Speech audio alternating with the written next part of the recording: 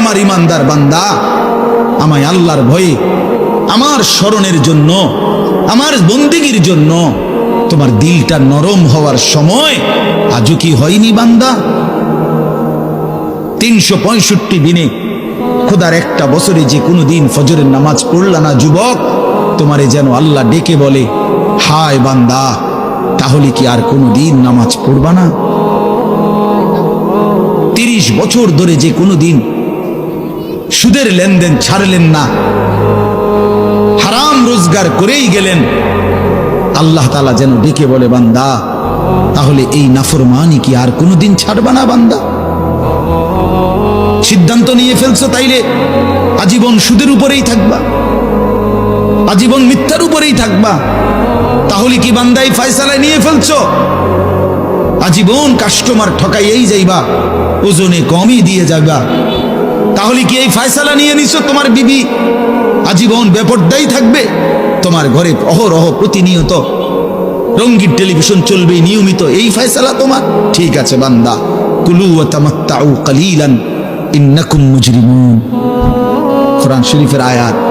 আল্লাহ বলছে, নাফরমান বান্দা, খাও, দুনিয়া ভোগ করো কিছুক্ষণের জন্য, শুধু মনে রেখো ইন্নাকুম মুজরিমুন, তুমি কিন্তু পাপী। এই কথাটা শুধু মনে রাখো, বাকিটা পরে হবো, ভাত খাও। হ্যাঁ হ্যাঁ, কোরআন শরীফের আয়াত এটা, কুলু ওয়া তামাত্তাউ কালিলান ইন্নাকুম মুজরিমুন।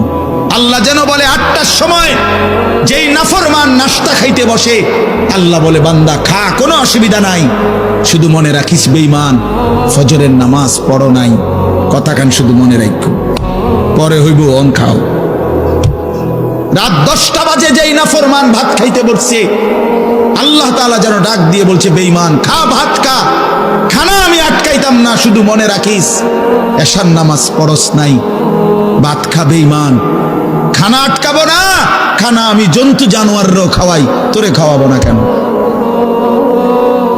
খানা আমি কুকুর বিড়ালরেও খাওয়াই, খানা আমি গরু ছাগলরেও খাওয়াই, তোরে দেব না কেন বান্দা? খা, শুধু মনে রাখবি, ইন্না আ'তাদনা লিল কাফিরিনা সালাসিলা ওয়া আগলালাম ওয়া সাইরা।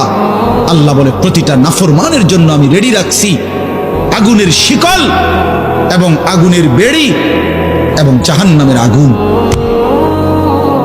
1 নাম্বার 70 জিরাআন, 70 হাত লম্বা আগুনের শিকল দিয়ে জাহান্নামীকে হাসরের ময়দানে আল্লাহর ফেরেশতা বাঁধ দিবে।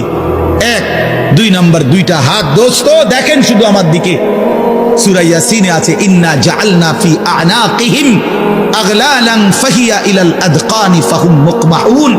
এটার অর্থ হলো এই যে হাসরের ময়দানে প্রত্যেকটা পাপী নাফরমানকে ফেরেশতা 2 হাত আলগি দিয়া এইভাবে ঘাড়ের সাথে বাঁধ দিয়া ধইরা, এই 2 থুতনির নিচে 2 হাত এভাবে দিয়া এইভাবে বাঁধ দিয়া, আল্লাহর কসম, রব্বে কাবার কসম করে বললাম, এইভাবে বাঁধ দিবে, আর কোনদিন বেঈমান চোখটাও নিচের দিকে নামাইতে পারবে না, কারণ এই থুতনি তো উঠাই দিছে উপরের দিকে, এটা দিয়ে ঠেলা দিয়া। এটা অর্থ হলো আগলালান। এই আয়াতের, সূরা ইয়াসিনের এই আয়াতের অর্থ এটাই, ইন্না জাআলনা ফি আ'নাকিহিম আগলালান। আল্লাহ বলছে, বান্দা আমি দেখাবো